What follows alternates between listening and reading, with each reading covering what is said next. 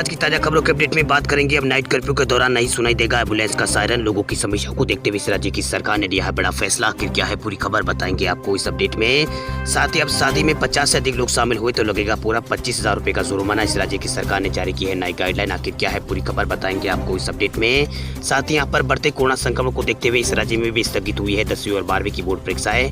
आखिर कौन से राज्य में हुई है ये परीक्षा स्थगित बताएंगे आपको इस अपडेट में। साथ ही यहाँ पर फोन पे का यूज करने वाले लोगों के लिए एक जरूरी खबर है। इसके अलावा रेल यात्रियों के लिए एक बड़ी खबर निकल कर आ रही है। इस खबर को भी जानेंगे पूरे विस्तार से। साथ ही आज की तमाम बड़ी और काम की खबरों की बात करेंगे इस अपडेट में। बात करते हैं आज की पहली बड़ी खबर की तो गुजरात सरकार का बड़ा ऐलान। अब नाइट कर्फ्यू के दौरान नहीं सुनाई देगा एम्बुलेंस का सायरन। कोरोना संक्रमण के बढ़ते आंकड़ों ने सभी को परेशान कर रखा है। ऐसे में अहमदाबाद के ज्यादातर कोरोना अस्पताल भर चुके हैं। वही अहमदाबाद की सड़कों पर एम्बुलेंस का सायरन 24 घंटे सुनाई देता है। केवल यही नहीं बल्कि एम्बुलेंस का सायरन नाइट कर्फ्यू के दौरान जब भी बजता है तो लोगों की हृदय की गति बढ़ जाती है। इसी वजह से अब एक बड़ा फैसला यहाँ पर लिया गया है। गुजरात सरकार ने नाइट कर्फ्यू के दौरान एम्बुलेंस की सायरन को यहाँ पर साइलेंट मोड पर रखने का आदेश जारी किया है। आप सभी को हम ये बता दें कि गुजरात में गुजरात के जो कोरोना पर काबू पाने के लिए राज्य में 20 शहरों के अंदर नाइट कर्फ्यू लागू है। इसी वजह से सरकार ने हिदायत दी है कि अगर नाइट कर्फ्यू के दौरान ट्रैफिक की समस्या का एम्बुलेंस के चालक को सामना नहीं करना पड़े तो सायरन बिल्कुल साइलेंट कर दिया जाए। आप सभी को हम ये बता दें कि गुजरात में बीते 24 घंटों में जो कोरोना के मामले हैं वो 8,000 से ज़्यादा आए हैं। वही ऐसे में गुजरात के सूरत और अहमदाबाद में सबसे स्थिति ज़्यादा खराब होती जा रही है। अब सरकार का ये मानना है कि रात 8 बजे से सुबह 6 बजे तक कर्फ्यू के दौरान रास्तों पर सन्नाटा छाया रहता है। चलिए बात करते हैं अगले अपडेट की तो शादी में 50 से अधिक लोग शामिल हुए तो लगेगा 25,000 रुपए का जुर्माना। राजस्थान की गहलोत सरकार ने जारी की है नई गाइडलाइन। कोरोना की दूसरी लहर के मद्देनजर राजस्थान की गहलोत सरकार पूरी तरह से सख्त मूड में है। राजस्थान में 14 मई को आका तीज और 16 मई को पीपल पूर्णिमा के सावे के पर प्रशासन की खास यहाँ पर नजर रहेगी। वही विवाह समारोह में 50 से अधिक व्यक्ति शामिल होने पर संबंधित व्यक्ति पर 25,000 रुपए का जुर्माना लगाया जाएगा। सरकार ने बैंड बाजा पार्टी को 50 व्यक्तियों की संख्या से अलग रखा है। वही गृह विभाग की गाइडलाइन के अनुसार समस्त कार्यपालिका मजिस्ट्रेट और जिला परिषद के मुख्य कार्यकारी अधिकारी, खंड विकास अधिकारी जुर्माना लगाने की शक्ति इनको यहाँ पर दी गई है। वही 31 मई तक विवाह समेत जो अन्य निजी समारोह है उसमें 50 से अधिक अतिथि नहीं बुलाए जा सकेंगे। वही कोविड के प्रोटोकॉल का उल्लंघन करने पर मैरिज गार्डन को भी सील कर दिया जाएगा। वही सरकार की ओर से ये गाइडलाइन यहाँ पर जारी की है। कल से ये गाइडलाइन लागू हो चुकी है। वही गाइडलाइन के उल्लंघन पर भारी जुर्माना और सजा का प्रावधान भी किया गया है। गृह विभाग ने साफ शब्दों में कहा है कि गाइडलाइन का पालन नहीं करने वाले लोगों को गंभीर परिणाम यहाँ पर भुगतने पड़ेंगे। वही दिशा निर्देश का पालन नहीं करने पर अलग अलग नियमों के तहत अलग अलग जुर्माना राशि तय की गई है। वही राजस्थान की जो गाइडलाइन सरकार की ओर से जारी की गई है उसके अनुसार मास्क नहीं पहनने वालों पर राजस्थान के अंदर 500 रुपए का जुर्माना लगेगा। ग्राहक को बिना मास्क पहने हुए सामान देने पर दुकानदार के ऊपर 500 रुपए का जुर्माना लगाया जाएगा। इसके अलावा सामाजिक दूरी यानी 6 फीट की दूरी यहाँ पर नहीं लगने वाले लोगों के ऊपर भी यहाँ पर 100 रुपए का जुर्माने का प्रावधान राजस्थान सरकार ने किया है। इसके अलावा सार्वजनिक स्थानों पर थूकने वालों पर 200 रुपए का जुर्माना लगाया जाएगा। इसके अलावा राजस्थान में शराब, गुटखा और पान का उपयोग करने पर भी यहाँ पर 500 रुपए का जुर्माना लगाया जाएगा। सार्वजनिक स्थानों पर अगर कोई व्यक्ति शराब, गुटखा वगैरह यहाँ पर सेवन करता है सार्वजनिक स्थान पर बैठकर तो उसके ऊपर 500 रुपए का जुर्माना यहाँ पर लगाने की बात राजस्थान की गहलोत सरकार ने की है। चलिए बात करते हैं अगली बड़ी खबर की तो अब झारखंड में भी स्थगित हुई है 10वीं और 12वीं की बोर्ड परीक्षाएं। नई डेट शीट पर जून में होगा फैसला। कोविड-19 के मामलों में उछाल को गंभीरता से लेते हुए झारखंड शैक्षणिक परिषद यानी जेएससी ने कक्षा 10वीं और 12वीं की बोर्ड परीक्षा को स्थगित करने का ऐलान कर दिया। आपको बता दें कि केंद्र सरकार और सीबीएसई ने कोरोना के चलते 10वीं की परीक्षा को रद्द किया है और 12वीं की बोर्ड परीक्षा को स्थगित कर दिया है। इसी को देखते हुए झारखंड राज्य की शैक्षणिक परिषद ने यह फैसला लिया है। झारखंड के अलावा कई राज्यों के शैक्षणिक बोर्ड ने 10वीं और 12वीं की बोर्ड परीक्षा को रद्द करने या फिर स्थगित करने का ऐलान किया है। वहीं शनिवार को जेएससी बोर्ड ने भी यहाँ पर एक बयान में कहा है कि कोविड के मामलों में उछाल के चलते कक्षा 10वीं और 12वीं की परीक्षाएं फिलहाल के लिए स्थगित कर दी गई है। एग्जाम को फिर से कराने और उसकी स्थिति की समीक्षा 1 जून के बाद यहाँ पर बैठक आयोजित की जाएगी और आगे के हालातों के अनुसार निर्णय लिया जाएगा। आपको बता दें कि इससे पहले जेएससी 10वीं और 12वीं की जो प्रैक्टिकल एग्जाम थे वो अगले आदेश तक यहाँ पर स्थगित हो चुके थे, लेकिन अब परीक्षाएं भी यहाँ पर स्थगित हो चुकी है। आपको बता दें कि बढ़ते कोरोना संक्रमण के चलते यहाँ पर देश के कई राज्यों में लगातार जो कोरोना के मामले हैं वो लगातार बढ़ रहे हैं। इसको देखते हुए कई राज्यों में 10वीं और 12वीं की बोर्ड परीक्षाएं रद्द कर दी गई है। चलिए बात करते हैं अगली बड़ी खबर की तो ओडिशा के 10 जिलों में वीकेंड लॉकडाउन का हुआ ऐलान। बाकी सभी शहरों में रात का रहेगा कर्फ्यू जारी। ओडिशा की नवीन पटनायक सरकार ने कोविड-19 महामारी को नियंत्रण करने के उद्देश्य से शनिवार को राज्य के जो पड़ोसी राज्य छत्तीसगढ़ उससे लक्षित 10 जिलों में साप्ताहिक बंदी लागू कर दी है और सभी शहरों के जो इलाके हैं वहाँ पर रात का कर्फ्यू लगा दिया गया है। वहीं राज्य सरकार ने जिन जिलों में साप्ताहिक बंदी की घोषणा की है उनमें सुंदरगढ़ और संबलपुर, बारगढ़ और नवपाड़ा और कालीहांडी ये कुछ जिले हैं। यहाँ पर ये लगा दिया गया है वीकेंड लॉकडाउन राज्य सरकार ने 4 जिले सुंदरगढ़ और संबलपुर और नौपाड़ा और खुर्दा को रेड जोन में वर्गीकृत यहाँ पर सरकार ने किया है। वही बढ़ते कोरोना संक्रमण को देखते हुए उड़ीसा सरकार ने ये बड़ा फैसला यहाँ पर लिया है। इन जिलों में वीकेंड लॉकडाउन का ऐलान कर दिया है। चलिए बात करते हैं अगली अपडेट की। तो फोन पे से पेट्रोल खरीदने पर मिलेगा आपको कैशबैक, हर महीने होगी आपकी इतनी बचत। वैसे तो फोन पे का इस्तेमाल आप यूपीआई ट्रांजैक्शन और डेबिट कार्ड वगैरह से आप ऑनलाइन खरीदारी या फिर रिचार्ज वगैरह का इस्तेमाल करते हैं, लेकिन अब आपको पेट्रोल अगर आप फोन पे के जरिए पेट्रोल आप जो खरीदते हैं उसका अगर पेमेंट आप फोन पे के जरिए करते हैं तो आप कुछ यहाँ पर पैसे बचा सकते हैं।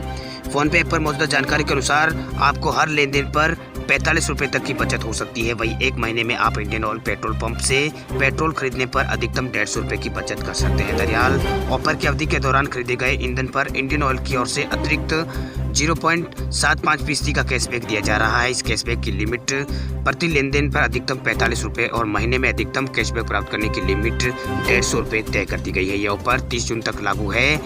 आप इस ऑफर का फायदा उठाकर 30 जून तक यहाँ पर इस कैशबैक का लाभ उठा सकते हैं। अगर आप मतलब पेट्रोल डीजल भरवाते हैं तो ये ऑफर का आप लाभ उठा सकते हैं। अगर अप्रैल को भी जोड़ा जाए तो 3 महीने इसमें ऑफर में आप इस ऑफर के जरिए 3 महीनों में आपको 450 रुपए की बचत होगी। ध्यान रहे कि इसके लिए आपको इंडियन ऑयल पेट्रोल पंप से ही पेट्रोल खरीदना होगा। ये ऑफर सभी ग्राहकों के लिए उपलब्ध है और आप पीरियड के दौरान जितनी बार यहाँ पर कैशबैक का फायदा ले सकते हैं। इसमें कोई यहाँ पर अधिकतम लिमिट है जो यहाँ पर तय नहीं की गई है। चलिए बात करते हैं अगली बड़ी खबर की। तो बिहार की नीतीश कुमार सरकार का बड़ा ऐलान, प्रवासी मजदूरों को बिहार में ही मिलेगा रोजगार। सरकार ने जारी किया है टोल फ्री नंबर।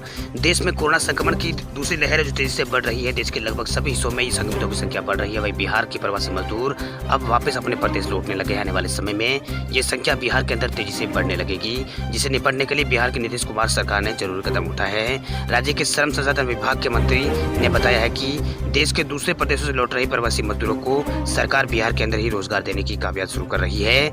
वही बाहर से आने वाले सभी लोगों को यहाँ पर बिहार के अंदर रोजगार दिया जाएगा। राज्य सरकार ने इसके लिए टोल फ्री नंबर भी जारी किया है। आप भी इस टोल फ्री नंबर पर अगर आप दूसरे प्रदेशों से बिहार आए हैं तो आप इस भी टोल फ्री नंबर पर कॉल कर सकते हैं। 1800-3456-6138 पर आप कॉल करके अपने यहाँ पर जो शिकायतें हैं वो उसका समाधान इसके अंदर किया जाएगा। आपको रोजगार के लिए इस नंबर पर आप बिहार के अंदर कॉल कर सकते हैं। चलिए बात करते हैं अगले अपडेट की। तो मोदी सरकार ने लोगों को दी है राहत, फ्री में बनवाए आयुष्मान कार्ड, इलाज के लिए मिलेंगे पूरे 5 लाख रुपए। कोरोना महामारी में लोगों के इलाज के लिए आर्थिक समस्या का सामना ना करना पड़े, इसके लिए सरकार ने आयुष्मान भारत योजना यहाँ पर शुरू की है। यानी ये योजना भारत सरकार की जो है बहुत लोगों के लिए कारगर साबित हो सकती है। सरकार की ओर से लोगों को इलाज के लिए 5 लाख रुपए की मदद दी जाती है। भाई गरीबों को इलाज का खर्च उठाने में किसी तरह कोई दिक्कत ना आए, इसलिए केंद्र सरकार ने आयुष्मान योजना शुरू की है, जिसके तहत पंजीकृत लाभार्थियों को 5 लाख रुपए की आर्थिक सहायता सरकार की ओर से मिलती है। इसके लिए उन्हें आयुष्मान कार्ड बनवाना पड़ता है। इस कार्ड को बनवाने के लिए पहले 30 रुपए का शुल्क देना होता था, मगर कोरोना काल में मोदी सरकार ने लोगों को यहाँ पर बड़ी राहत देते हुए ये भी शुल्क माफ कर दिया है। अब कोई भी व्यक्ति आयुष्मान कार्ड बिल्कुल मुफ्त में बनवा सकता है, इलाज के लिए आर्थिक लाभ ले सकता है। आयुष्मान भारत स्कीम के तहत कार्ड धारक सरकारी अस्पताल में आसानी से अपनी बीमारी का इलाज करा सकता है। इसके जरिए उन्हें इलाज में लगने वाले इंश्योरेंस के पैसे भी मिल सकेंगे। इस कार्ड के जरिए हर परिवार को इलाज के लिए 5 लाख रुपए की मदद मोदी सरकार की ओर से दी जाती है। वही कार्ड बनवाने के लिए आपको सरकारी स्वास्थ्य केंद्र में जाकर संपर्क आप कर सकते हैं। वह योजना के आधिकारिक वेबसाइट पर जाकर भी आप आवेदन कर सकते हैं। पंजीकृत होने पर अभियान से जुड़े कर्मचारी आपके घर आकर आपकी जो पूरी डिटेल है वो लेंगे। इसके बाद आपको आयुष्मान कार्ड मिलेगा। ये पीवीसी के तौर पर होगा, यानी ये बिल्कुल एटीएम कार्ड जैसा दिखेगा, ये खराब नहीं होगा। ये कार्ड बिल्कुल आपको मुफ्त में सरकार की ओर से दिया जा सकेगा। वही 30 अप्रैल तक आप फ्री बनवा सकते हैं। ये कार्ड आयुष्मान कार्ड फ्री में बनवाए जाने के लेकर सरकार ने जो विशेष रूप से अभियान चल रहा है, इसके तहत 30 अप्रैल तक आप इस सुविधा का लाभ उठा सकते हैं। इस कार्ड को गोल्डन कार्ड के नाम से जाना जाता है। इस कार्ड के जरिए लाभार्थी को 5 लाख रुपए तक का मेडिकल सुविधा का प्रावधान सरकार ने किया है। मतलब 5 लाख रुपए तक इलाज का खर्च अगर आपका है तो वो सरकार यहाँ पर उठाएगी। बात करते हैं अगली बड़ी खबर की। तो अब राजस्थान में 350 रुपए में होगी कोरोना की RT-PCR जांच। गहलोत सरकार ने जारी किया है आदेश। राजस्थान में बढ़ते कोरोना संक्रमण को देखते हुए राजस्थान के अशोक गहलोत सरकार ने राज्य के सभी प्राइवेट लैब में कोरोना संक्रमण के लिए RT-PCR जांच की दर को 350 रुपए कर दी है। राज्य के चिकित्सा एवं स्वास्थ्य विभाग के सचिव सिद्धांत महाजन ने यह आदेश यहाँ पर जारी किया है। वही आपको बता दें कि साल जनवरी में RT-PCR की जांच के लिए राजस्थान में अधिकतम दर 500 रुपए निर्धारित की गई थी, जिसे अब और कम किया गया। जो कि एक राहत की खबर है। आपको बता दें कि राजस्थान में कोरोना वायरस संक्रमण के रिकॉर्ड कल यहाँ पर 9,046 नए मामले सामने आए थे और संक्रमितों की संख्या राजस्थान में बढ़कर 4,04,000 से ज़्यादा हो गई थी। वह राज्य में संक्रमण घातक बीमारी से पिछले 24 घंटों में 37 लोगों की मौत हुई है और जान गंवाने वालों की संख्या राजस्थान में 3,109 पहुंच गई। अधिकारियों ने बताया कि राज्य में फिलहाल एक्टिव केसों की संख्या 59,000 से अधिक है। वहीं पिछले 24 घंटों के अंदर राजस्थान में सबसे ज्यादा मामले जयपुर से सामने आए हैं 1484, जोधपुर से 1265 और कोटा से 1,049 नए मामले सामने आए हैं। बात करते हैं अगली बड़ी खबर की, तो भारत में ये कोरोना की सुनामी। एक दिन में रिकॉर्ड 2,60,000 से ज्यादा नए केस आए हैं सामने। 1,38,000 लोग अभी पिछले 24 घंटों में हुए ठीक। भारत में एक्टिव केसों की संख्या 18 लाख हो गई है पार। भारत में कोरोना बेकाबू हो चुका है। कोरोना की सुनामी भारत में तेजी से आगे बढ़ रही है। बीते दिन सबसे ज्यादा भारत में 2,60,533 नए संक्रमित मरीजों की पहचान हुई है। इससे एक दिन पहले भी भारत में 2,33,000 के आसपास नए मामले सामने आए थे। पिछले 24 घंटों में 1,38,156 कोरोना मरीजों ने यहाँ पर कोरोना को मात देकर ठीक हुए हैं। वहीं 1,492 लोगों की पिछले 24 घंटों में भारत के अंदर मौत हुई है। वहीं शनिवार को जिन राज्यों में सबसे ज्यादा मामले सामने आए उनमें महाराष्ट्र में 67,000, उत्तर प्रदेश में 27,000 और दिल्ली में 24,000, कर्नाटक में 17,000 और छत्तीसगढ़ में 16,000 शामिल। इसके अलावा राजस्थान में भी 9,000 के आसपास कोरोना के केस आए हैं। बीते दिन देश में कुल टोटल मामलों का ये यहाँ पर 58% से ज्यादा मामले सिर्फ इन्हीं राज्यों से आए हैं। वहीं एक्टिव केसों यानी इलाज करा रहे मरीजों का आंकड़ा भी भारत में लगभग लगातार बढ़ रहा है। बीते दिन इसमें 1,20,000 की बढ़ोतरी हुई है। फिलहाल देश में 17,93,000 के आसपास लोगों का इलाज चल रहा है। पिछले कुछ दिनों से जिस रफ्तार से एक्टिव केस के आंकड़ों में बढ़ोतरी हो रही है, यह आंकड़ा 18 लाख के पार पहुंच जाएगा। वहीं भारत में अब टोटल संक्रमितों की संख्या की बात करें तो भारत में अब टोटल संक्रमितों की संख्या हो चुकी है 1,47,00,000। वहीं बीते 24 घंटों में नए केसों की संख्या 2,60,000 है। वहीं बीते 24 घंटों में कुल 1,492 लोगों की मौत हुई है। बीते 24 घंटों में ठीक हुए लोगों की संख्या 1,38,000 के आसपास है। वहीं भारत में अब तक कुल 1,77,000 से अधिक लोगों की मौत हो चुकी है। अभी भारत में एक्टिव केसों की संख्या 17,93,000 के आसपास है।